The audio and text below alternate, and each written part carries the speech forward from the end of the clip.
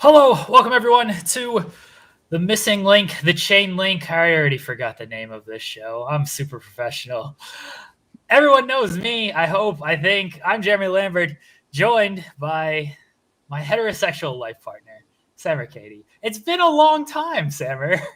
It has been a very long time. It's actually where it all started. People don't know that, but you might want to share that with them. We go back 10 years? It's been 10 years since we started recording. Since John Jones and Rampage Jackson. What? Wait, what? No, we've started recording before that. I thought that was our first episode, John Jones and Rampage Jackson. Oh, Rampage, not Rashad. Oh, No, I'm starting yeah. to think of to say you started out on a faux pas. I just did something a lot worse. Yes. John Jones and yeah, that was in the summer. That's true. Yeah, that was our first event, 2011. Yes, very long time ago, guys. We appreciate you hanging out with us here on a Thursday. So, for people that don't know, and I assume that's almost everybody here, this is my buddy Sammer, who used to write for 411 Mania, who used to do podcasts with me on 411 and 5 Ounces of Pain. We used to do a lot of MMA podcasts together, a ton of MMA podcasts together, and then you got a real job and I never did. I never got a real job, so I do this shit for a living. Well, you came off far better. You've been a law student for a decade. I wish I could go back to that. Yes.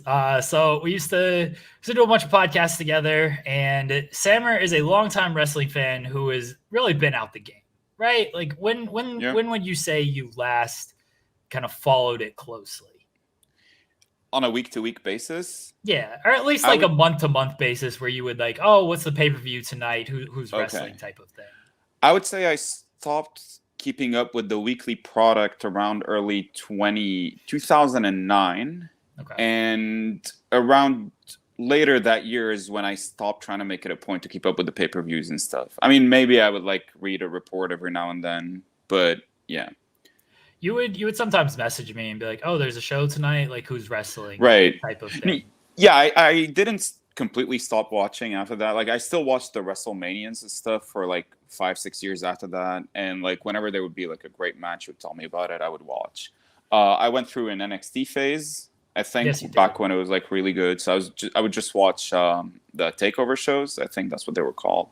And for at least 2-3 years now, I haven't watched like any new wrestling.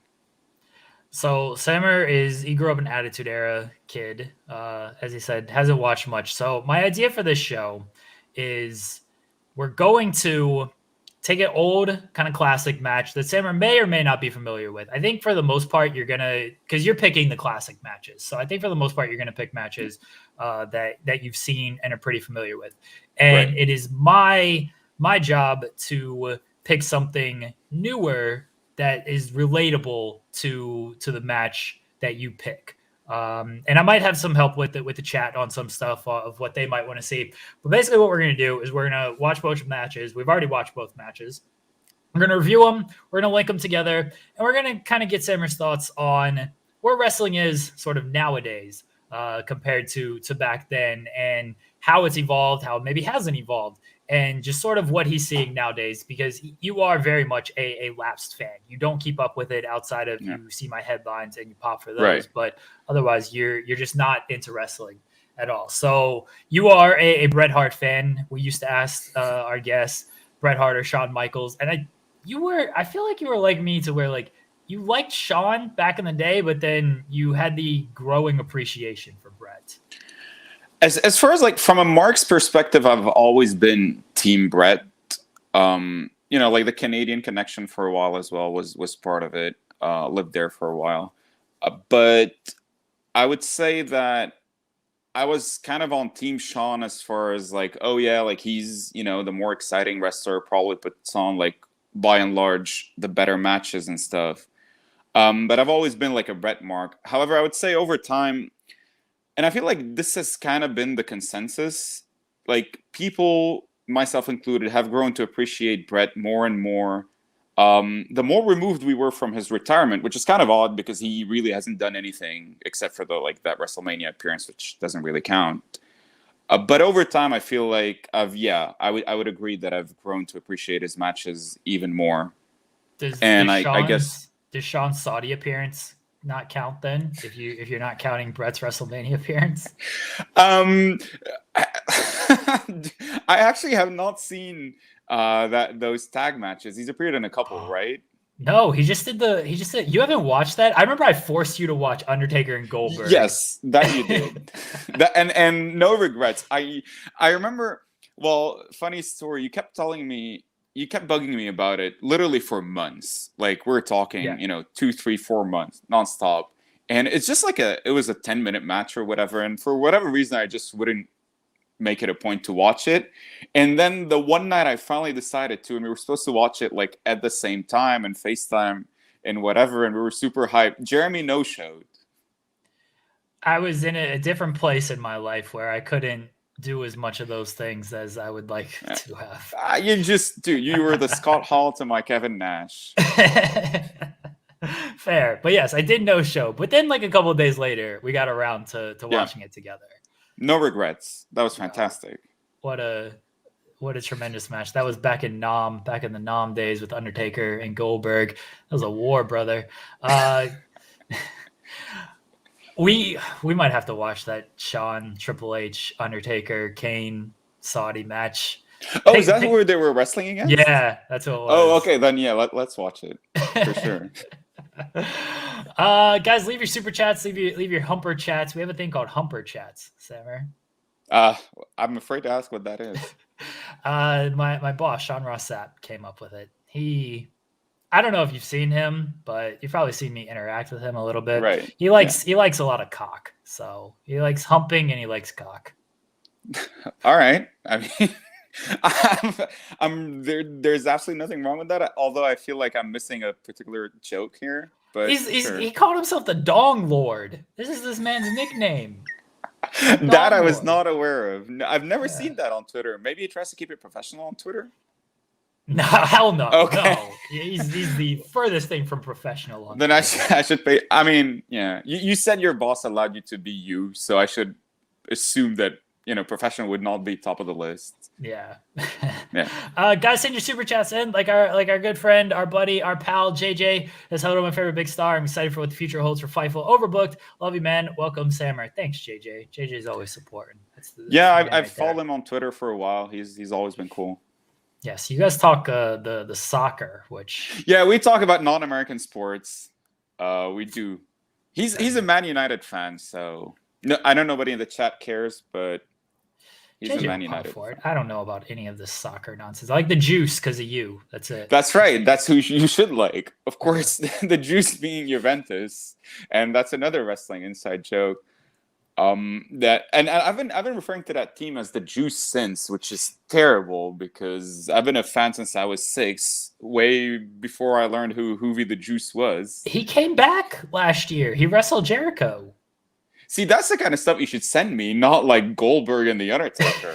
I mean, this was pretty comparable to Goldberg and The Undertaker. Now that you say that, I can kind of imagine it. And our buddy Frank says Fightful 2.0. Let's fucking go. Come on, Frank. We're better than 2.0. I'm gonna shorten everybody's name. Frank is just Frank now. Everyone's name is just shortened. All right, that's it. Sammer, you're just Sammer. We're gonna go all caps. I'm gonna give you I won't make terrorist jokes that I make with you. Otherwise, we're gonna give you one of those names. And did you say terrorist joke? Here's the story. So, do you know the wrestler Walter? Have you heard of this man? No. Okay. I don't know. He wasn't around during you might have seen one of his NXT matches. You never watched NXT UK. But his name was Walter, all caps. And they trademarked this name called Gunther Stark. And if you Google Gunther Stark, he is a Nazi commander. And apparently no one in WWE Googled Gunther Stark. And they just decided to rename him just Gunther. But this man is well established as Walter. He's a former NXT UK champion and everything, like very well established as Walter. They're just like, we're going to change his name to Gunther And it seemed like their plan was to call him Gunther Stark before there was a lot of backlash that, hey, this is the name of a Nazi commander. Maybe don't do that. Adolf was taken. I guess so. Adolf, all caps. Wouldn't have been good. So is this recent? Literally stuff? like 2 days ago. Yes. Oh, very recent. Okay. They abandoned the filing today. They filed for the trademark, I think, on January 13th. Walter announced his new name on Tuesday, and they abandoned the trademark yesterday, I think. So yes, it's very recent stuff. This actually, I mean, the application might have actually gotten rejected anyway. If No. It's listed as abandoned, not like rejected. No, I'm saying if they hadn't abandoned it, like once it would move to examination, it might have been rejected anyway. Although this is the US, so 50-50. Our buddy Pluggo says new venture is gonna hump. Kill it, guys. Thanks, Pluggo. Appreciate you, pal. All right, let's get into this. Let's start with Bret Hart against the 1-2-3 Kid. Very famous match from Raw, July 1994. Bret Hart is the champion at the time. 1-2-3 Kid, not super established at this point, and Bret just want to go out there and have a great match with him. And the famous opening spot is the arm drag where Bret gives the little look like, oh, all right, you got me on that one. And then 1-2-3 Kid uses a lot of his speed to get the advantage on Bret, and Bret slows things down a lot with a lot of strikes, a lot of lifters, a lot of forearms to the back of the head, and then it picks up. There is the false finish where Kid's foot is on the ropes, and so they restart the match. Bret wants the match restarted, and then they go into some more high risk stuff, and it all backfires on 1-2-3 Kid, where he goes to the top rope. He goes for, I'm assuming, what is a missile drop kick. Bret catches him in the sharpshooter, and that is the finish. What were your thoughts rewatching this match, and how much of it did you remember? I remembered the key parts. I remember obviously the opening spot. I remember the false finish, the finish itself, and kind of like the whole feel of the match, but not any particular aspects beyond that. So, and I hadn't seen it for at least a couple of years, 3-4 years ago. I just a quick disclaimer, I don't keep up with modern wrestling, but I do like go back and watch some of my favorite matches from back in the day. So, you know, Bret Hart matches kind of like I've always, every now and then would have a refresher. Watching it again, like first thing I noticed, and obviously the opening spot kind of established that, but I love like sort of the game faces they had on, where it wasn't anything over the top, too serious, you know, too intense, but it was like, all right, we're wrestling. It felt like a legitimate competition as far as like the body languages go. And that's like one thing I've always loved about Bret. You know, it's the cliche to say he took it seriously, but you know, the way he went on about these matches kind of like gave them credibility and legitimacy.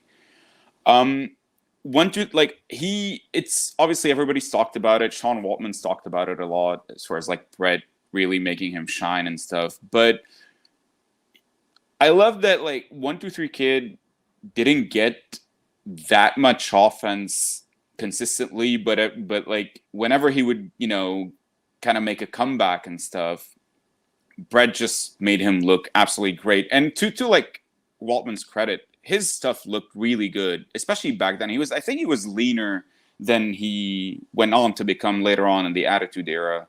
So like a lot of his stuff felt quicker, felt like a legitimate cruiserweight rather than, you know, some of the stuff from the DX era. And to like go back to the match itself, I love that it was really a simple match when you think about it, like a simple TV match, babyface versus babyface, but they didn't do anything super complicated. There weren't any like super over the top spots, anything that would make you like go like, whoa. But at the same time, they kind of like would keep your attention for the entirety of the match, and a good clean finish. He tapped out quickly, which I like, you know, being an MMA fan and all. And just really loved the overall sort of approach to the match. It's kind of like a typical Bret match, but it's just kind of amazing how he always managed to find nuances within these matches to make him feel different. And I love that about it. What'd you make of the false finish? Because I admit I completely forgot and I guess it's a false finish, but the restart finish. And we're going to talk about CM Punk, Darby Allin here in a second. What's kind of funny is the match before CM Punk, Darby Allin on this pay-per-view was Chris Jericho, who I know you're familiar with, and MJF, who I don't think you're very familiar with. They did this same thing. They did the foot on the rope finish. The guy thought he had the victory. In this case, it was the heel who thought he had the victory. He thought he ended Chris Jericho's career until the referee came out and was like, hey, no, this actually happened. And they restarted the match. And then Jericho won. This sort of similar, but different. They did that same finish, but it was, two baby faces pulling it off. Right. I think that's what I liked about it. It wasn't so much the finish itself, because it was kind of like an odd slam, that it wasn't like a very impactful maneuver or whatever.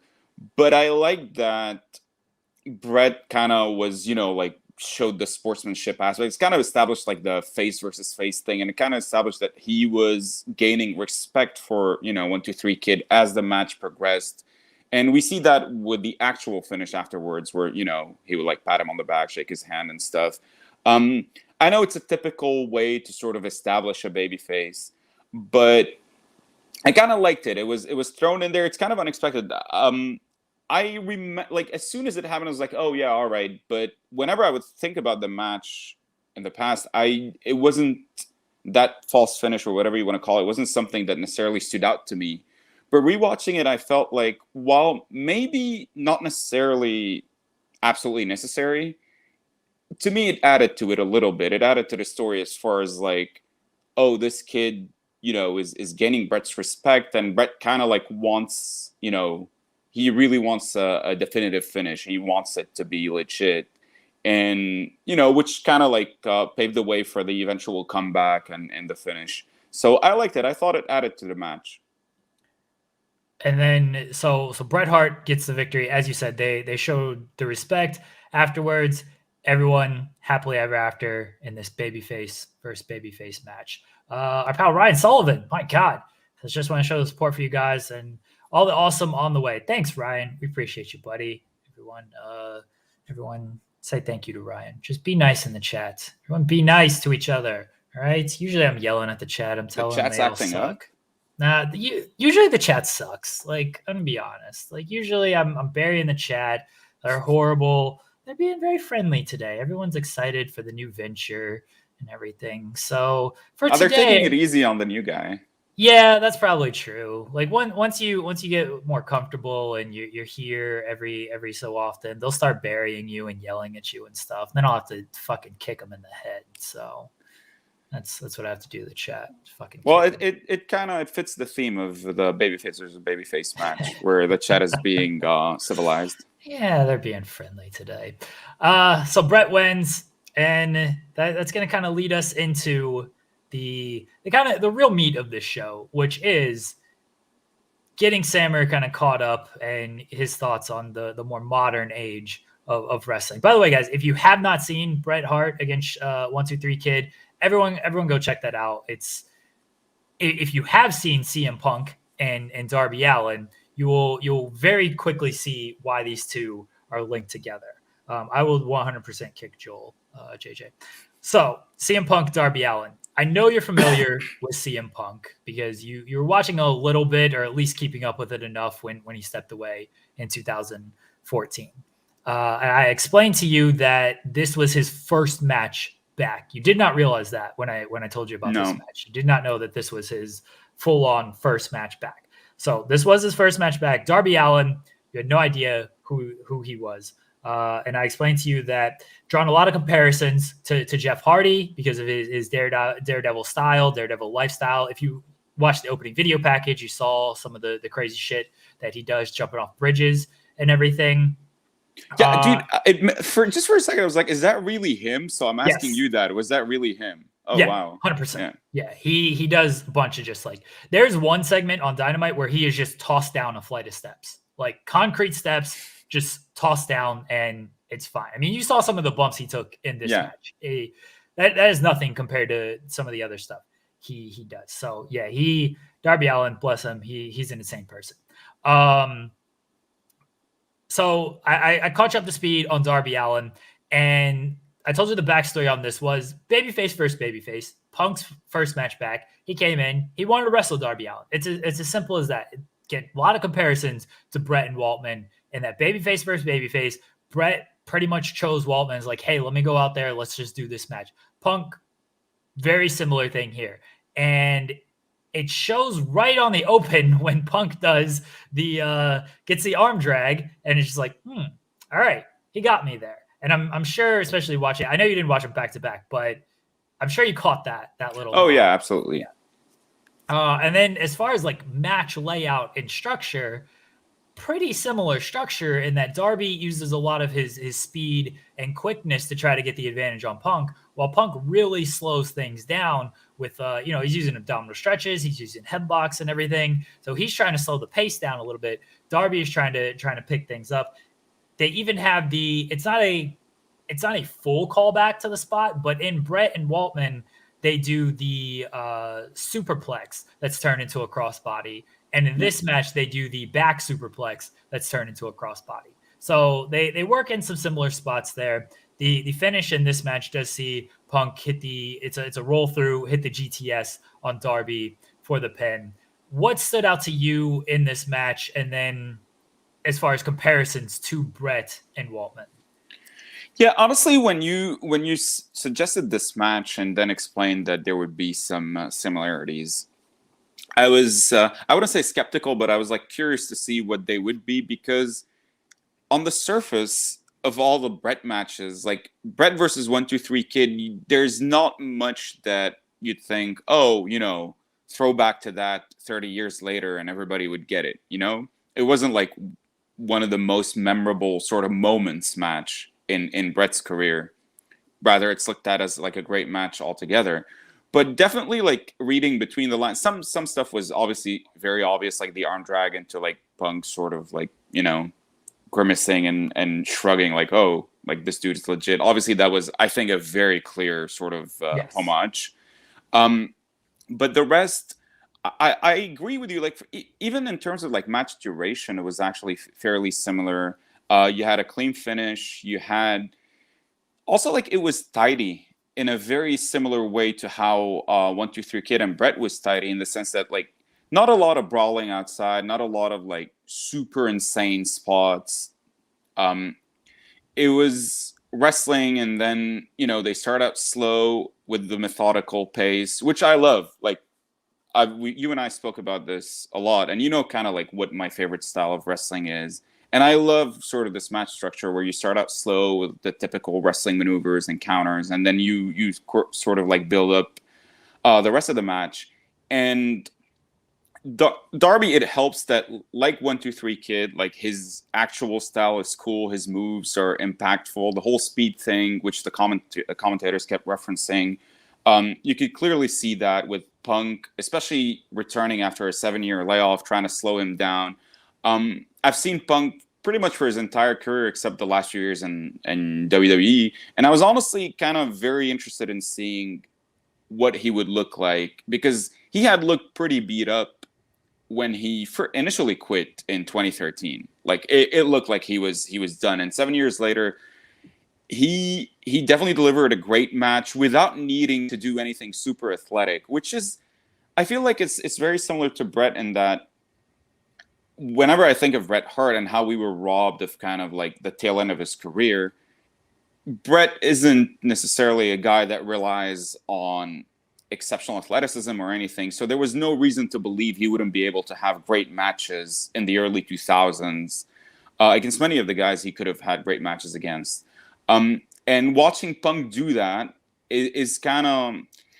It's kind of, I don't want to call it vindication, because it's, we're talking about two different wrestlers, but you can kind of get an idea of what that would have looked like. And I think it was a very smart match by Punk. I mean, provided he was the one that laid it out. It was a very smart match to wrestle. And drawing inspiration from the Bret match is definitely, like, it was a wise choice.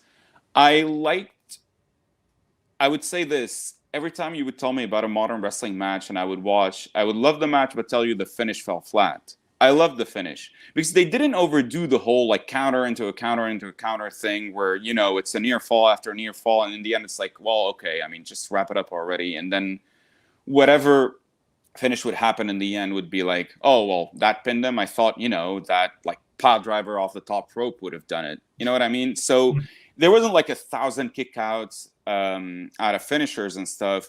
And I really loved that. And it was very smooth, the transitions into like the eventual go to sleep. It was a very like tidy, great match, nothing sloppy. It made a lot of sense.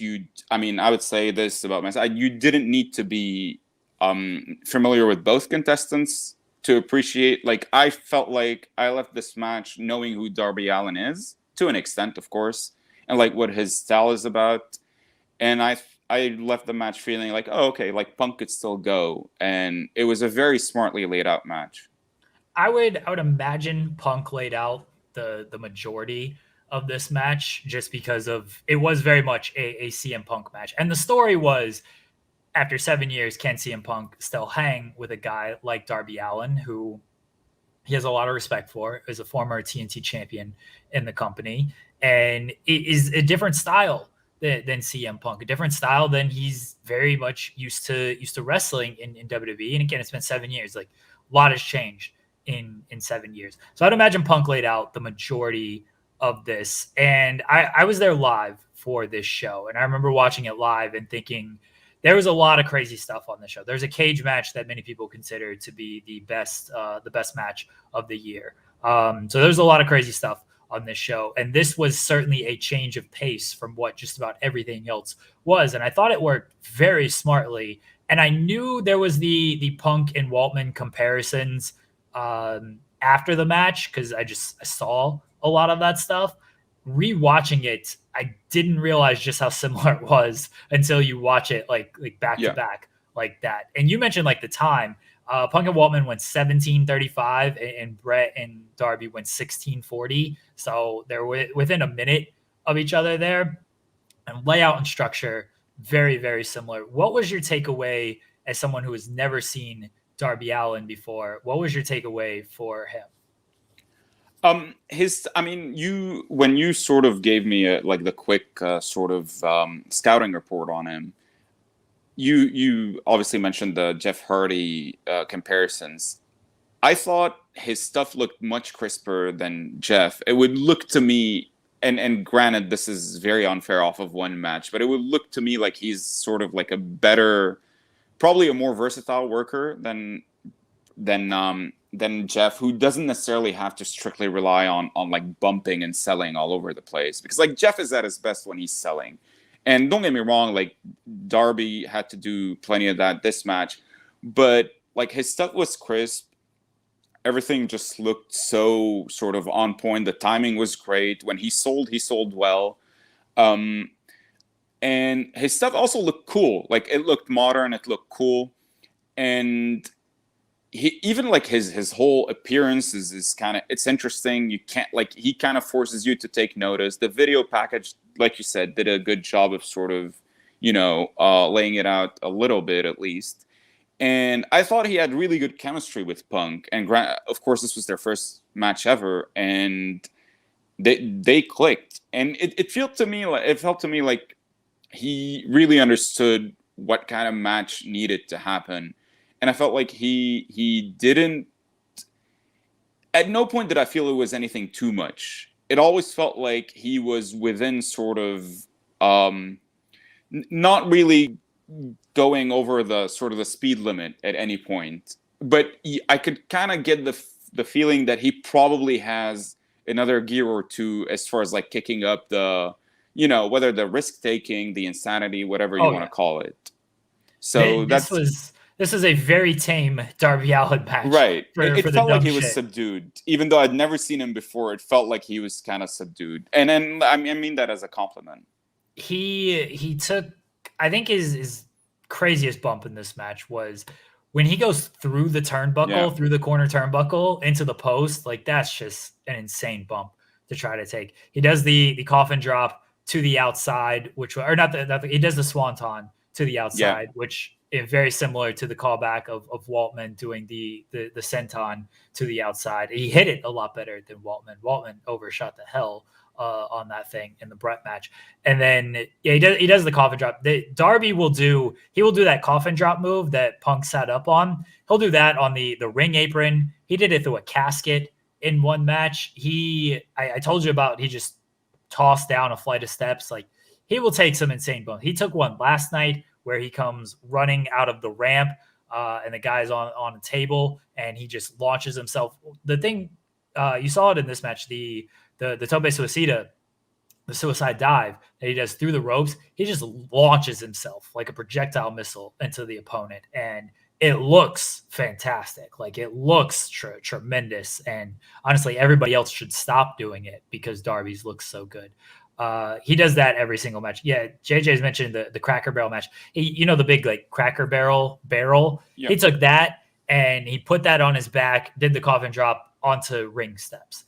He will take some insane bumps. This was certainly because it was just a straight up singles match. He didn't have to do all that. And again, this was very much a CM Punk structured match of like, we ain't got to do all this crazy stuff. I'm still going to let you be Darby Allin and like do some of this stuff, but you don't have to go out there and fling yourself off of all the top rope and all over the arena for this. Like, we're gonna work a smart kind of methodical pace here, and I think that was the correct call by Punk, and it showcased Darby in a different light than a lot of his matches. A match against MJF kind of did something similar, but I think this match really showed for a lot of fans who are used to Darby just doing kind of his insane sort of stuff that he does kind of have a different pace and a different style when he wants to pull that out in this match. And then Punk, we know the Bret, like Bret has called him the best overall worker today. We know Bret's a big fan. We know Punk's a big fan of Bret. Like this, he recently did the Diesel spot with a guy named Wardlow. He got powerbombed through the table, and then Wardlow was gonna powerbomb him again, and Punk just like went limp, and then he hit him with the small package for the victory. There's a lot of Bret influence in Punk, especially in this AEW run. And then in this match, again, we saw it with the Waltman stuff. What did you think? You mentioned that Punk, he looked burnt out at the end of 2013, 2014, and he's admitted that. You said that he definitely looked a little bit more motivated in this one. Like, what did you sort of expect from Punk as someone who watched him a decent amount when his run was his run, and then 7 years later in a completely different style against a completely different opponent? I like that he was still Punk, but he was like veteran Punk.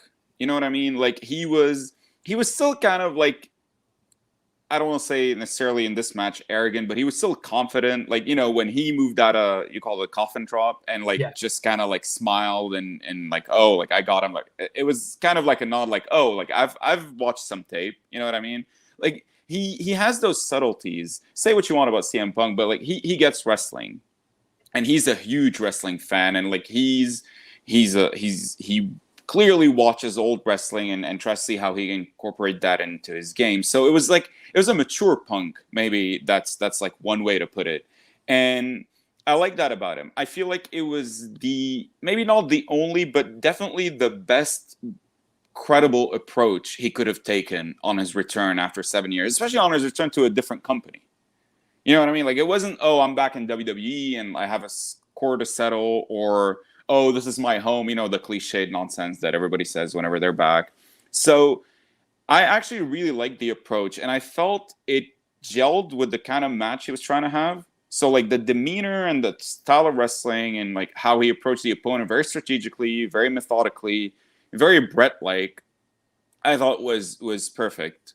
So I honestly, like if I were to be interested in watching wrestling again, I always thought it would be, the newer guys, but I'd definitely be more interested in seeing, what Punk ended up doing in later matches, because as far as like, it's not quite a debut, but I mean, it's an AEW debut. It went about as perfectly as it could have, all the way to the finish, and like everything he really looked, and I feel like the kind of match he tried to have also, or he managed to have, also helped sort of mitigate any risks of him being, maybe out of time a little bit, missing some spots and stuff like that. So it was all very much contained, and that worked out great. I'm gonna recommend to you CM Punk against Eddie Kingston from Full Gear. You mentioned this to me, the Eddie Kingston promo, where you saw this and you were like, that guy should win. You thought he should beat CM Punk, and then a lot of people thought that with Eddie Kingston and CM Punk. I don't know if you never watched that match, did you? No, I actually don't know who won. All I remember is seeing that promo on Twitter and texting you, I don't know who this Eddie Kingston dude is, but he should win that match. Yeah, you were not the only person to share that sentiment. I mean, before that promo, but certainly after that promo of like Eddie Kingston should definitely win this match. Watch that match. It's not going to be related to anything, but you should just check it out because it's a very good CM Punk match, but if you are unfamiliar with Eddie Kingston, especially his in-ring work, like you'll have a certain appreciation for him after this match. So check out that match. It's from Full Gear 2021. I'll send you a link to it. I'll watch there, but it doesn't have the hook of being like a reference to one of my favorite wrestlers, but is there like a Kevin Nash spot in there? Then I'll definitely jump all over that right now. I mean, all right, it doesn't seem like it, but that's okay. I don't think there's a Kevin Nash spot. Well, that's because only Kevin Nash can do Kevin Nash. That's true. I was gonna equate the I didn't want to like spoil anything off of the match. I was gonna equate something to a bump, but. No, I'll watch. I'll just watch it. Yes, it's a tremendous match. You should definitely check that out. But Punk's whole run in AEW has been very good. People were complaining early that it's been like a little subdued because he was just like wrestling guys, and I had a very similar complaint. It wasn't so much that I had an issue with it. I was waiting for like the meat of CM Punk because people who know CM Punk like know when he digs into a story, like he can really dig into it. You know what I mean? Like when he first came back, it was just very happy-go-lucky. I'm just happy to be here. Let me just wrestle a bunch of guys, CM Punk. And like he was having good matches with all these guys, but I was waiting for him to like really dig into a story. And we started to see that with Kingston. We're seeing that now with he's feuding with MJF. And we're starting to really see that CM Punk come out that I think people, have wanted to see now that all quote unquote, like the honeymoon phase is over. But you mentioned like, he still had that confidence, like that kind of cocky, brash arrogance, like when he sat up and was like, oh yeah. Like I'm here. I know what I'm doing. But him coming into the territory, we weren't sure how it was going to go. I know a lot of people were worried, like, oh, how committed is he to wrestling if he stepped away for 7 years and this is what he came back for? Is he coming back for just a payday? Is he really committed to everything? And he's certainly proven that he is 100% committed to AEW and to making this the best run of his career. So you picked up on a lot of the stuff like early on with this match to show like, yeah, he's back and he's trying to reestablish himself as the best in the world.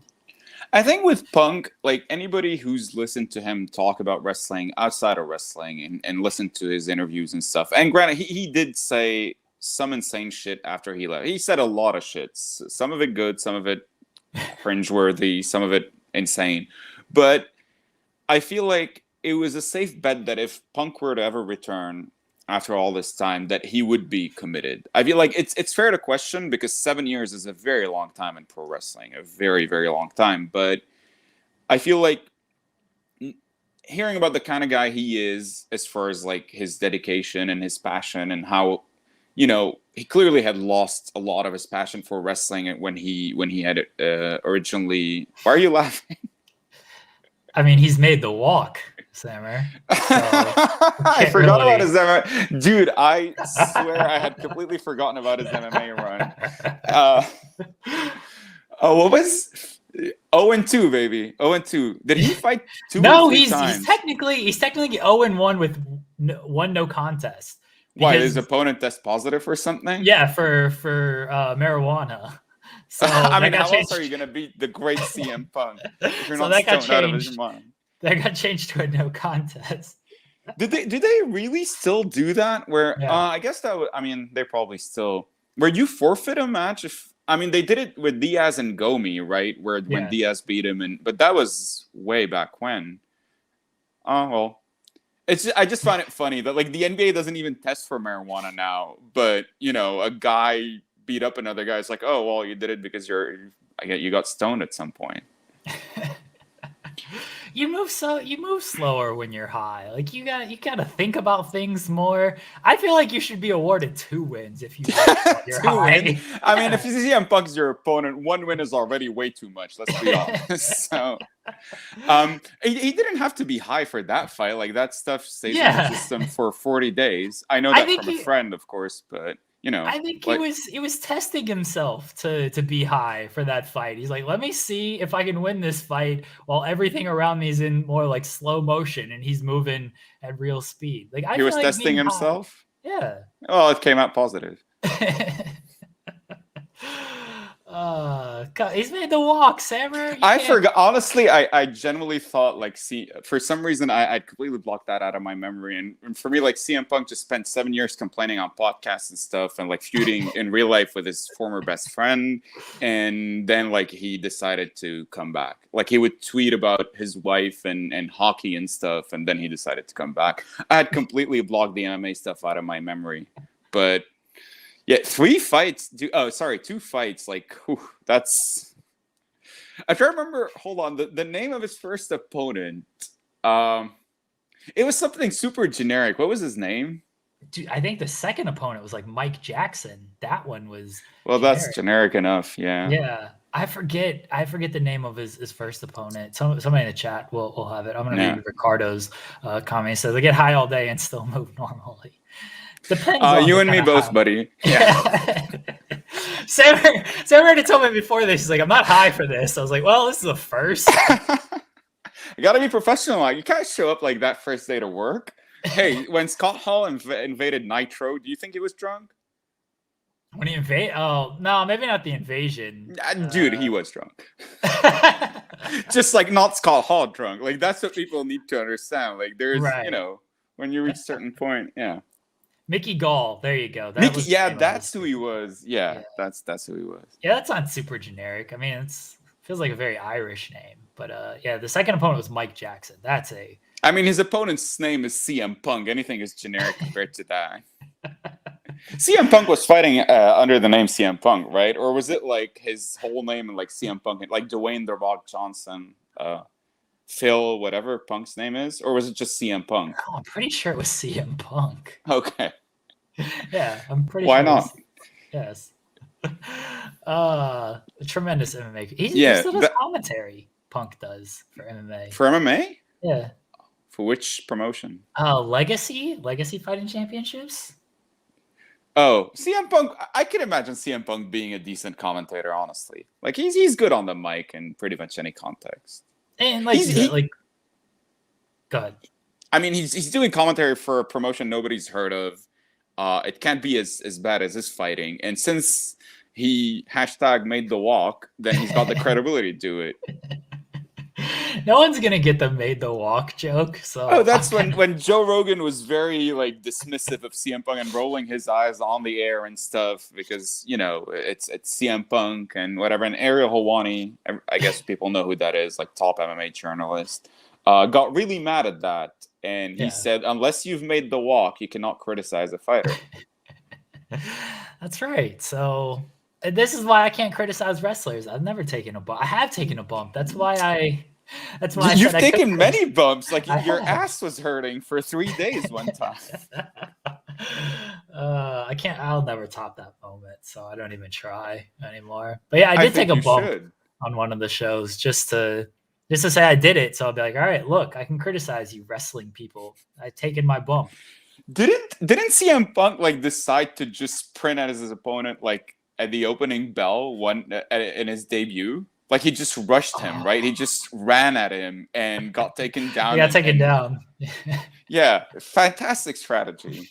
He was going for I the mean, flying knee. You know, he hit the big corner knee in the match against followed, Darby. He does. He that. didn't follow up with a bulldog though. Yeah. Isn't that the combination?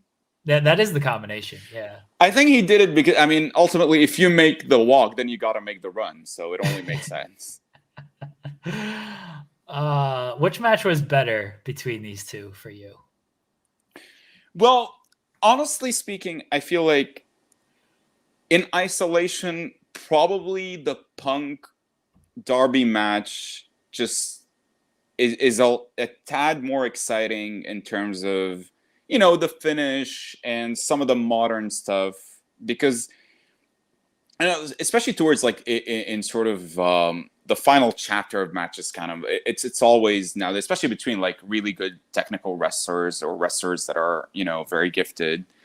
I spoke about it when I was talking about the match. Like you do, you know, the reversal thing and like a counter to the counter, and you keep and that stuff is cool.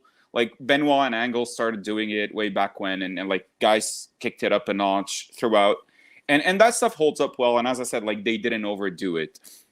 I would say though, it does, the fact that we're even comparing, and if somebody were to say, you know, Bret and Sean Waltman was a better match, like I'm not arguing. But the fact that we're even like discussing this between two very similar matches 25 years apart or whatever, it really says a lot about how much of Bret's stuff still holds up after all these years, despite the fact that he never really was Shawn Michaels in terms of just like bumping around and flying around and doing anything too insane. He was always sort of like within himself when he's wrestling. He's very much like a thinking man out there. And Bret always spoke about how he would like lay out matches backstage, like not backstage, like lay out matches ahead of time and not just go out there and like call a match unless, you know, British Bulldog is there and forgets every spot. But so like, it's really a testament. You weren't going to have me on this and like not have me go on a like a 5-minute Bret Hart love fest. So I'm going to do that now. I mean, really literally the girlfriend messaged you and was like, here, you're doing a Bret Hart podcast with Jeremy. And that's how the ball got rolling. That's right. That's before we even agreed that we were going to review a Bret Hart match. So yeah, I guess she made that decision for us, but yes. It was a wise one. She's the EP. She controls all the content that I do. So rightly so. It's very much a testament to Bret being ahead of his time, more or less, because I feel like Sean's style, and not to compare those two, like Sean is obviously awesome, but Sean's style probably got copied a little more over time, especially with wrestling moving towards sort of like a bit like a faster pace, maybe a little more on the spot heavy side. But you see stuff like that, you know, over 2 decades later, and you realize how sustainable and timeless Bret's stuff is. And I touched on this briefly at the beginning, but like I do want to bring it up now. It's a real shame that Bret got hurt for so many reasons, obviously, but strictly selfishly speaking, from like a fan's perspective, we were robbed of seeing Bret. Like, can you imagine Bret wrestling a similar match against, say, Rey Mysterio on pay-per-view without WCW, you know, screwing it up like a bunch of morons? Like, we saw Rey have fantastic matches with Eddie, Dean Malenko, where, you know, like Dean Malenko is actually like that match. I love that match. Maybe we'll review it for one of the shows. Where, you know, Dean kind of keeps it grounded and Rey does his flashy stuff. And I feel like I kind of wish we saw more of Bret against some of these like cruiserweight guys and lighterweight guys, because I really feel he could have. I mean, obviously he has great matches with everybody, but because kind of like the blueprint for those matches is laid out by his match against 1-2-3 Kid, and you know, like he's creative enough to make many changes, especially if, you know, against guys like Rey and stuff like that. It's a shame that we never got to see that stuff, let alone, of course, you know, Kurt Angle and those guys later on, guys kind of his size who could go and are technical. So yeah, that honestly, I left that match with that feeling. Like, it's such a shame we didn't get to see more of Bret Hart, because when you really think about it, Bret was in the business forever, but his run in the spotlight wasn't that long, really, especially when you factor in how WCW kind of butchered him. So, and even then we got to see plenty of just like fantastic, timeless stuff that still looks so good. Like, dude, the sharpshooter, I mean, it's really a piece of art how he puts it on. It looks so good. I And mean, I'm it's not saying nothing. compared to The Rock, but oh, did I step on your toes with that joke? Yeah, I was gonna say it's nothing compared to The Rock's. Yeah, I'm not. Yeah, that's not the low standards we're trying to hold him to. But it just everything he does looks so great. Basically, is what I'm trying to say. Did I mention I love Bret Hart? He's tremendous. Like Yeah. his matches hold up incredibly well, and yeah, Sean. There's a lot of Sean influence nowadays, and I'm not saying all of it is bad, but I do wish more people would take some influence from Bret. Um, I want to say two things. Like Bret's look, the whole like the hitman thing, the shades, the pink outfit, it was perfect for that time. Like it even looks good with like the WWE like multicolored ropes before the Attitude Era shift. But he was still able to reinvent himself in the Attitude Era as a heel, and his run from 1996 pretty much all the way up to Montreal is just fantastic. Like up there with any, like you can't find many wrestlers that had a better, a year and a half run or however long that was. Just absolutely fantastic. So he was able to fit in there. And then we're talking 25 years later or however long, and guys, some of the, like one of the biggest stars in wrestling on his first match back is referencing a match Bret had in 1994. Like that's sort of how good he is.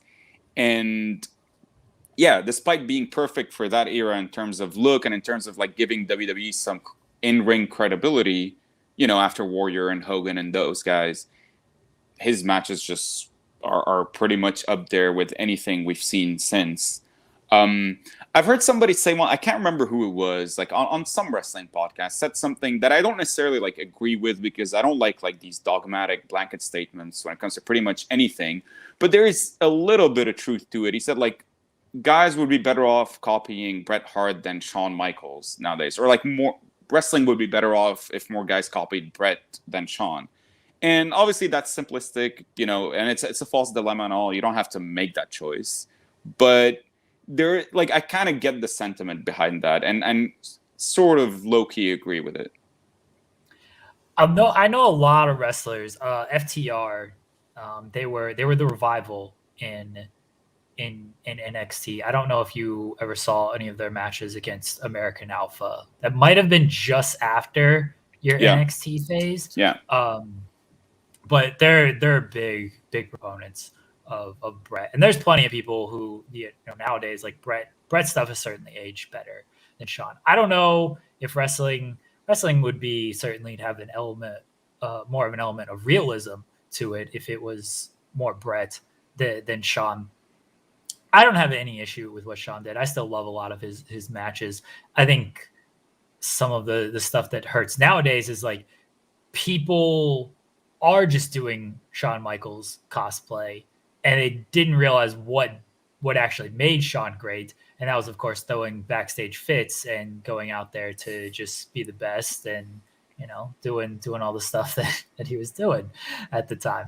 And like him producing stuff, like he just made so many people like carbon copies of what he does in NXT. And I think that is hurt to some regard. Like, I mean, you watch that NXT era where it was like, hey, let's do 500 finisher kickouts.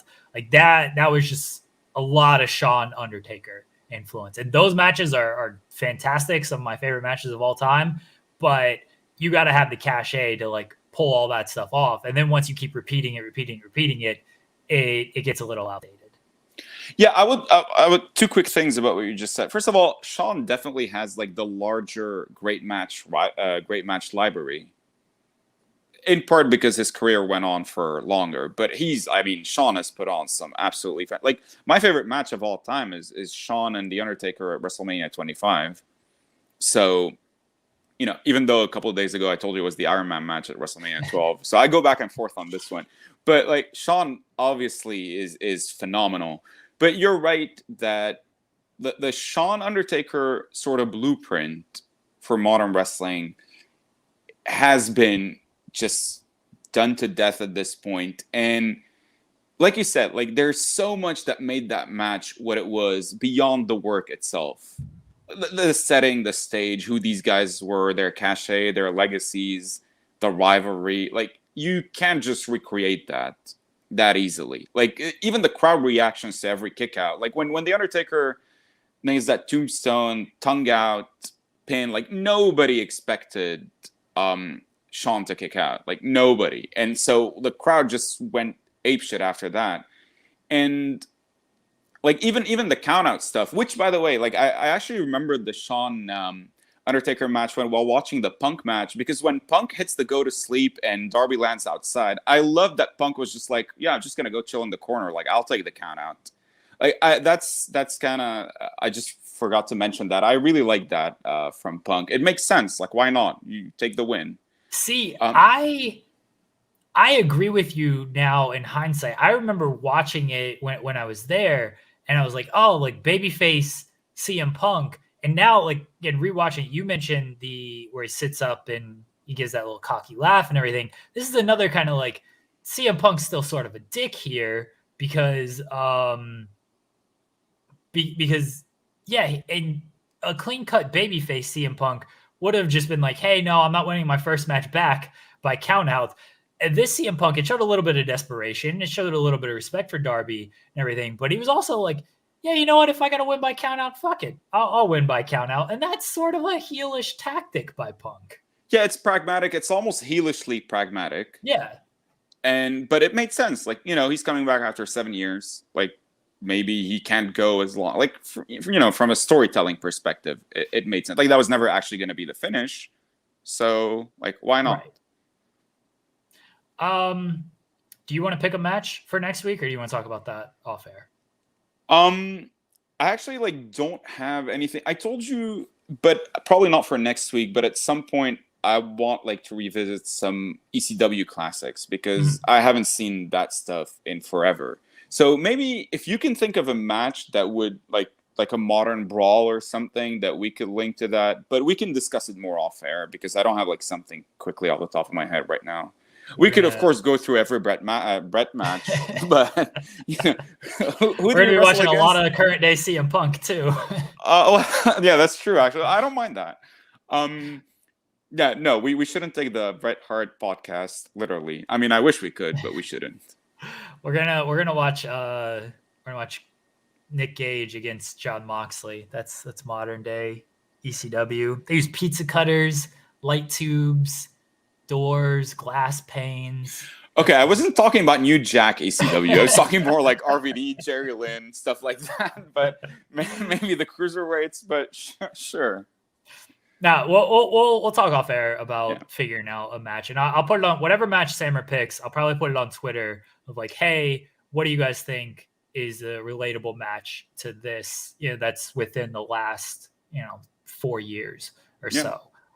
Before we wrap things up, when you were in one of your states, I'm just gonna read everybody. I'd like to put these on screen if I could. Don't put them on screen. Some stuff, just read. You'll be able to filter out. I mean, I'm not thrilled about you reading them to begin with. Just don't put them on screen. You never know.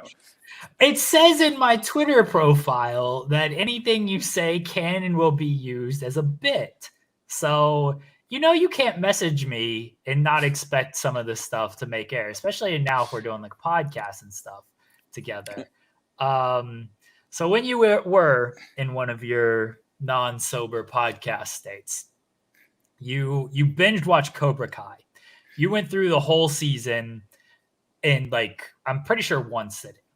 But during that... Oh, there's a quick power outage here. That's why the Undertaker is going to show up. Yeah, I was about to say, is the Undertaker here?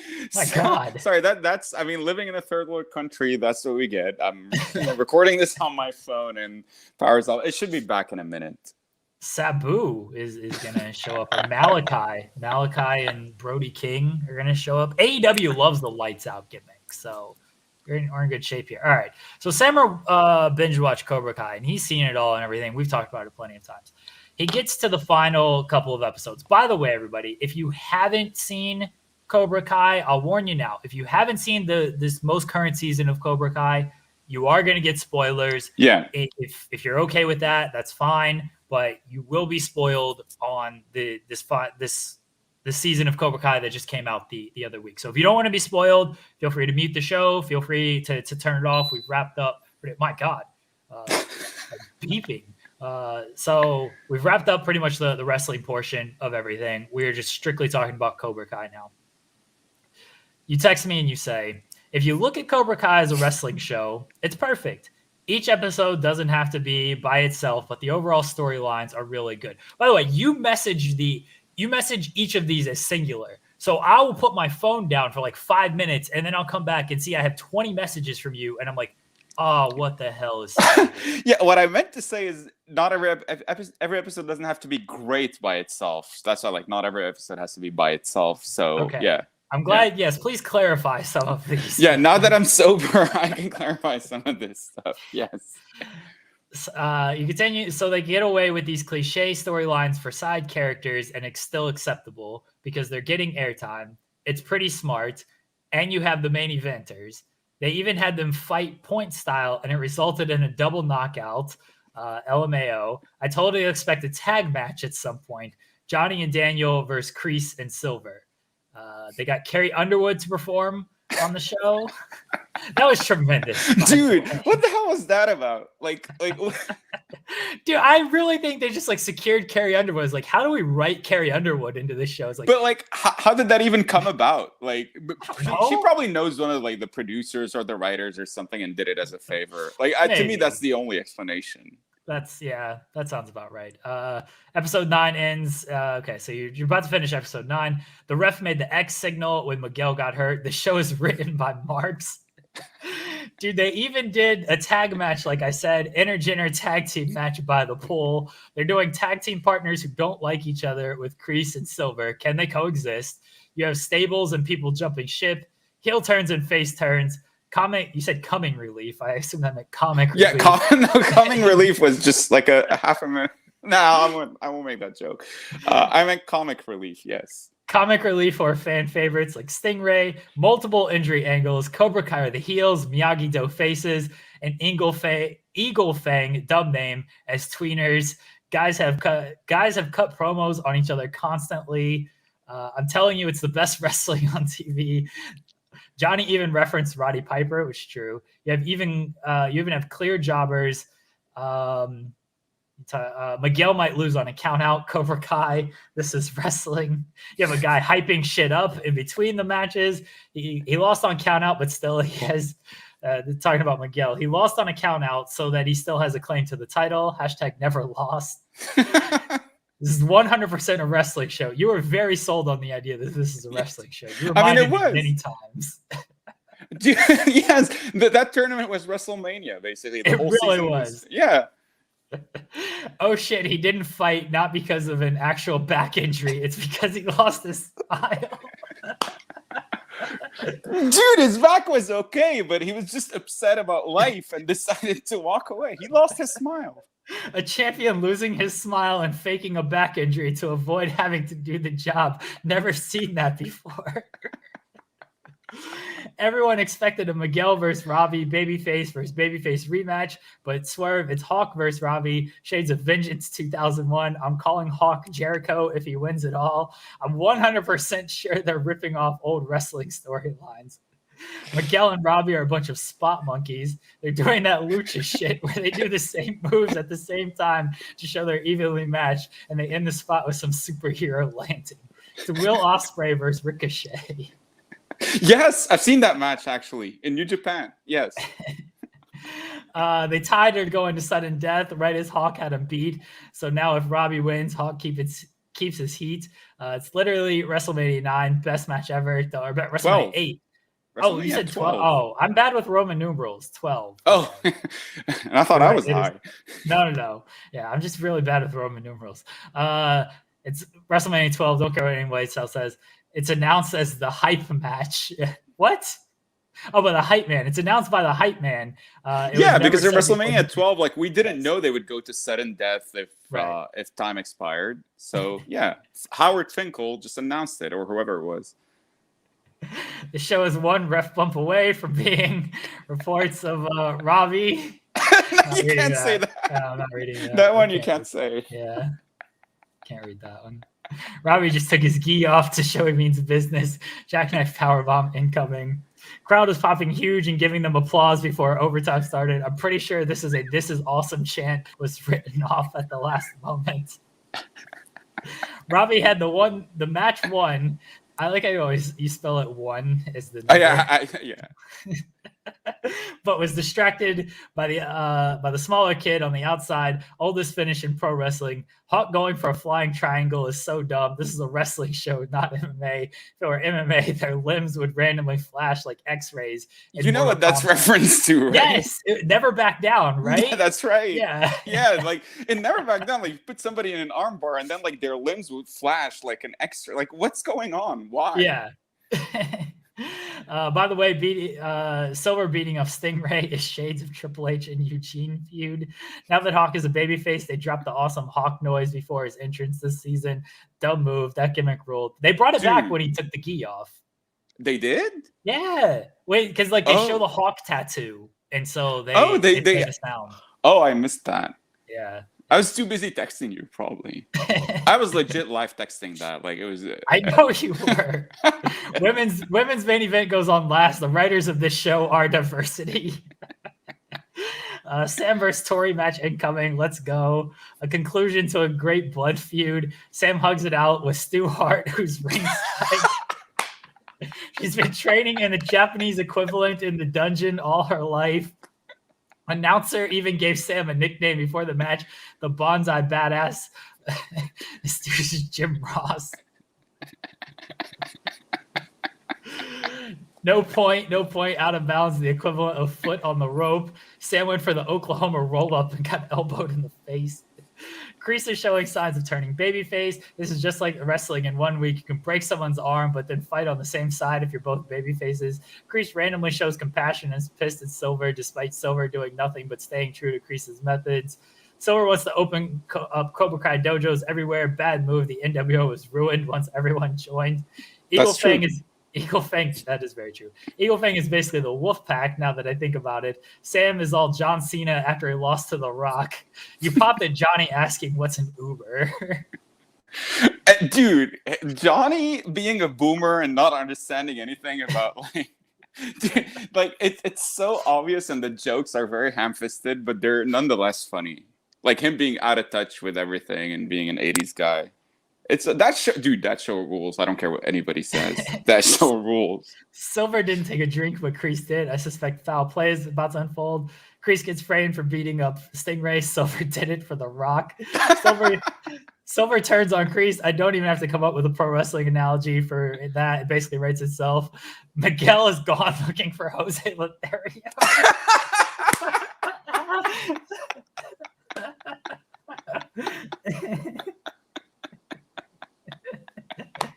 And then you apologize because you were really high. That's true. You didn't even mention they paid off the ref. Oh, dude, I wanted to text you about that. They pay off. Like, dude, I mean, Nick Patrick. It's literally Hulk Hogan and Nick Patrick. This show is I'm telling you, it's written by Marks. What a great show. Honestly, it's the best wrestling I've watched in years, including Bret and whatever matches we watched today.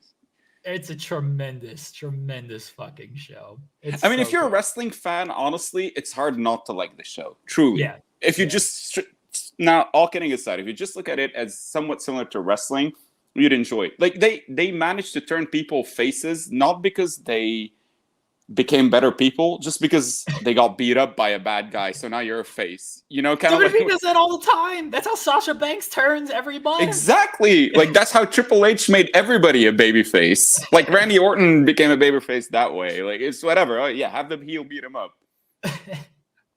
It works. Yeah, everybody. Well, anytime we do this show, I'm sure between shows, I 100% guarantee Sammer will send me all of his high thoughts. I gotta scroll back and find your booking of the Morris twins against the Jokic brothers.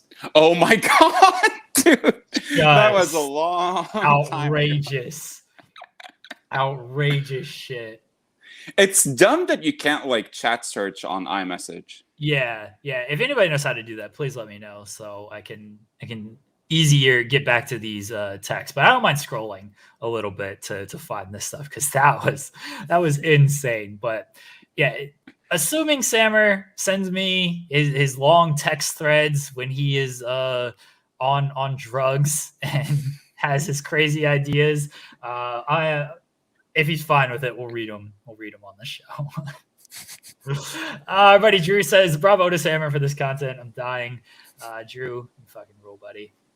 Sammer, do you have anything to plug? You don't do anything. No one's gonna follow your lawyer work. I stopped doing anything over the internet. Like there was a time where I had plenty. Now I have real life to plug, and that's no fun. Yeah, Sammer's gonna help MLW against WWE. That'll be good.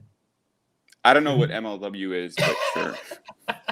Most people don't. That's fine. If you want to, you can follow Sammer on Twitter at SammerKady88. If you want to follow him, he's tagged and everything. You can. All you tweet about is like soccer. That's like it. Yeah, true. It used to be more fun when I would watch MMA regularly because there would be a lot of dumb shit to tweet about. But then you made me take out the MMA from my Twitter handle, and those tweets are gone forever. Our buddy JK Shaw says excited to catch up on this later and excited for this new look and logo. Smart idea to buy out Tim and Joel's contracts. Yes. Tim and Joel show is going to be on this channel. We got a lot of cool stuff coming up on this channel. I guess I can announce some things. I'll do it here. That way all the pals in the chat here will be the first to hear this news before I post this on Twitter in the coming days. Assuming everything is good, maybe I should not announce fully everything. I'll announce this one because I want to make sure everything else is good. SP3 and myself will be doing a bi-weekly show on Friday mornings, 8:30 a.m. because I'm up that early. I'm up at like 6.